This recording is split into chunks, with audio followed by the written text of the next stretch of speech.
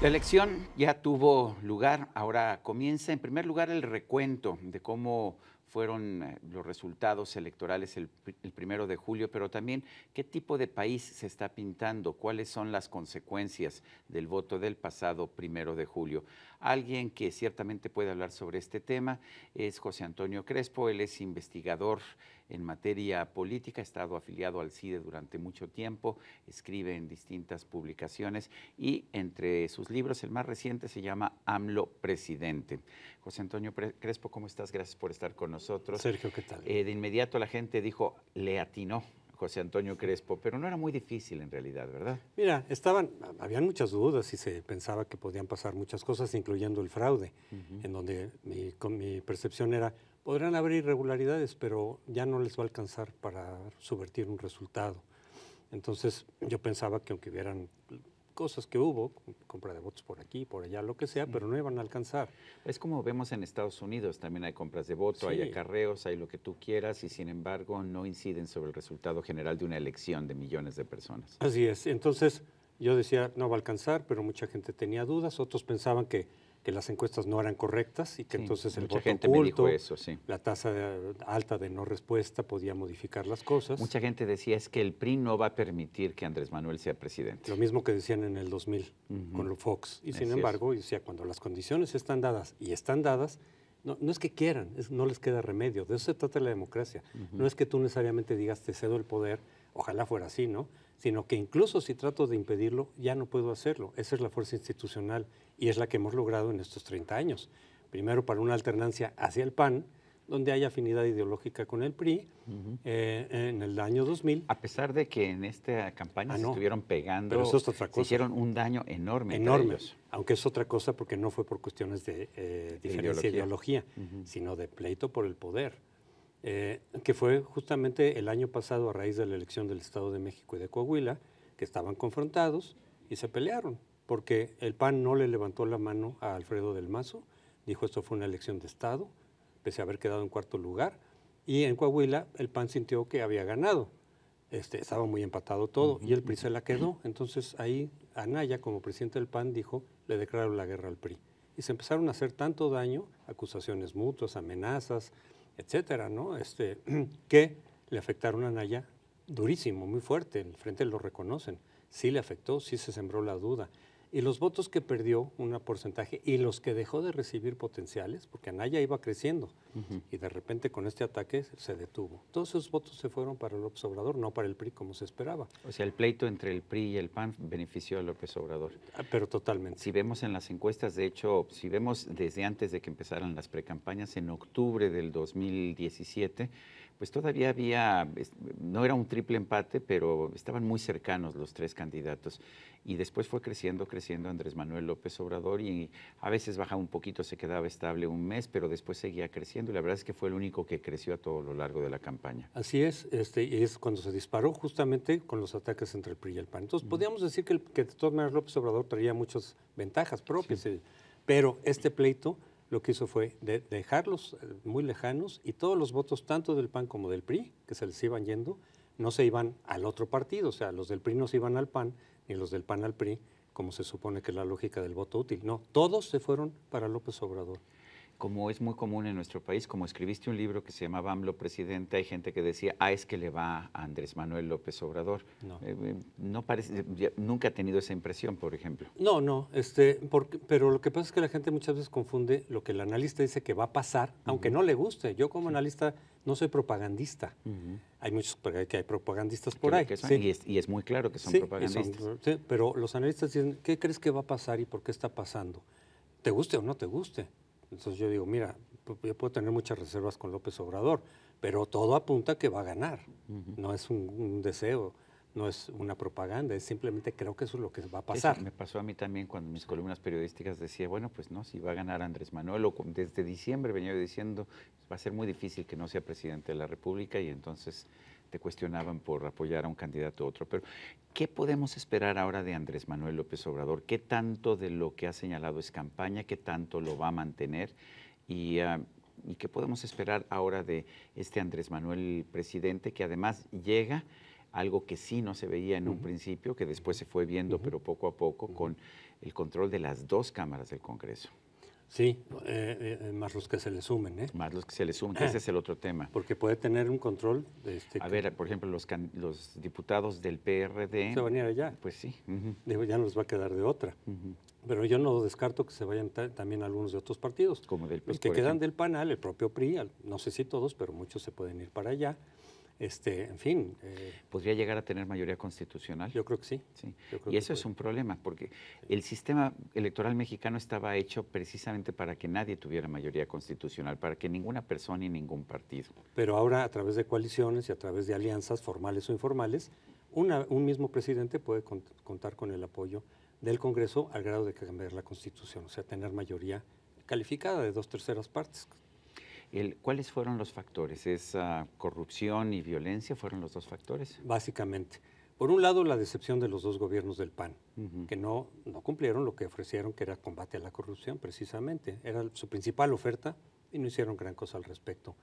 Entonces ya quedó así como manchado el PAN en ese sentido, poca credibilidad. Todas sus ofertas, pues dijeron, oye, estuviste 12 años y no lo hiciste, ¿por qué ahora sí lo vas a hacer? Y en el caso del PRI, que se le da la oportunidad de regresar en el 2012, un poco con el mandato de combatir la violencia, de resolverla.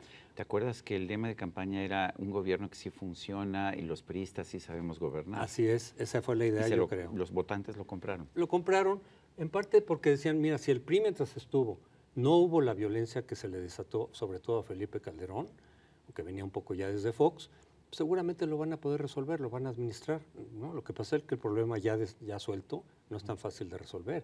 Y ahora claramente quienes votaban por López Obrador decían, oye, es que eso ya no se puede con esta violencia, se va a resolver con López Obrador.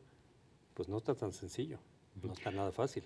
Ahora, el problema es que López Obrador sí ha hecho unas promesas muy difíciles de cumplir. En el tema de corrupción se resuelve la corrupción, pero ¿cómo? Bueno, si el presidente no es corrupto, si el presidente es honesto, todos los demás van a ser honestos, pero las cosas no funcionan así. No funcionan. Desde luego es mejor tener un presidente que sí tenga ese compromiso, por supuesto, ¿no? Ayuda en mucho, pero no resuelves el problema. El problema se ha resuelto en los países que menos corrupción tienen, que son muy citados por López Obrador. López Obrador cita mucho a los países escandinavos y dice, si ellos pueden, ¿por qué nosotros no? Ok, hay que hacer las cosas como las hicieron ellos durante un siglo. Pero además la forma en que combatieron la corrupción fue con instituciones, precisamente, no necesariamente teniendo gobernantes honestos, aunque eso es quizás una consecuencia, ¿no? Sí, qué bueno que haya gobernantes honestos, pero no, lo que han hecho ellos es un desarrollo institucional a lo largo de un siglo, no de un sexenio, pero de manera sistemática, desarrollando la autonomía, la fortaleza de las instituciones y aplicando sistemáticamente la ley y castigando sistemáticamente a quienes incurren en la corrupción. Entonces, ¿se puede resolver? Sí, pero en 6 años, por el ejemplo del presidente, no, eso es muy utópico. Va a enfrentar otro problema con el tema de la violencia, el nuevo presidente de la República. Él, entre otras cosas, dice, vamos a ofrecer amnistía a algunos criminales, no a todos, a algunos, a los campesinos, por ejemplo. ¿Tiene mucho sentido esta propuesta? Mira, sería justo porque los campesinos son un poco parte de víctima en ese sentido. Pero ¿eso va a resolver el problema? Pues algunos campesinos, en primer lugar, no lo hacen solamente por razones de mercado. Entonces él dice, yo les voy a comprar sus cultivos de frijol y todo al precio muy cercano de la marihuana o de la amapola, etcétera. Pues eso en sí mismo ya no está tan fácil. Pero por otro lado, no es que ellos decidan solo por razones de mercado, están amenazados directamente por los cárteles. Entonces no sé si ellos simplemente decidan mejor salirse de ese esquema. Y si no, de todas maneras habrá otros campesinos a donde lleguen los cárteles y le digan, oye, tú vas a poner a cultivar marihuana. ¿Cómo vas a resolver eso? No es tan sencillo. Por eso digo, ese problema no es fácil. Tuvimos la campaña más violenta de la historia, por lo menos de la historia moderna, de las que yo recuerde, con asesinatos de candidatos, pero también de otros políticos, de personas vinculadas al mundo de la política.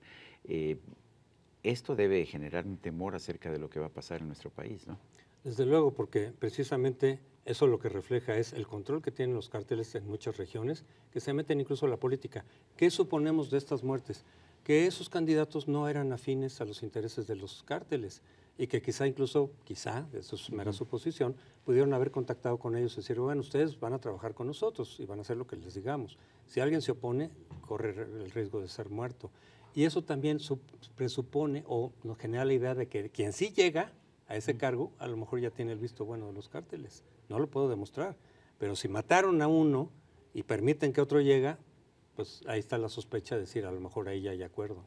¿Qué tan contundente es la derrota del PRI? ¿Va a desaparecer como partido? Yo creo que básicamente sí, no va a perder el registro, obviamente, quizá lo mantenga por mucho tiempo, pero lo que ha sido el PRI hasta ahora ya no va a ser, ni siquiera cuando perdió en el 2000, porque ahorita queda en una posición de tal debilidad que ya está en el umbral, dicen los teóricos de las transiciones, cuando llegas a un umbral bajo, el incentivo para irte con el ganador es enorme.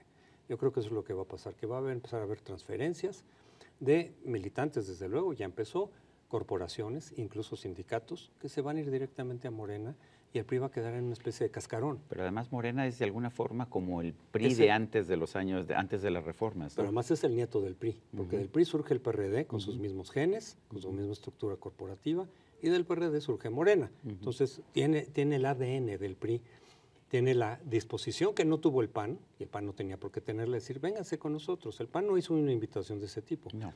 Y además tiene la estructura. El PAN no era un partido corporativista de alguna forma. Y además, como que ahí sí, el ADN no era para nada el mismo, eran antagónicos históricos, aunque hayan establecido alianzas, pero eran incompatibles. En cambio, Morena, pues son sus primos, son parientes. ¿Fueron un fracaso los años del PRI liberal, del PRI de las reformas estructurales, de las reformas de mercado? Yo creo que no. Yo creo que mucho se ha avanzado. Cuando uno se fija ya en los indicadores, más allá de la retórica, ¿no?, general, no, hay muchos avances importantes que no se tenían antes. Quizás se podía hacer las cosas mejor. Yo creo que sí, el problema es corrupción, no el modelo.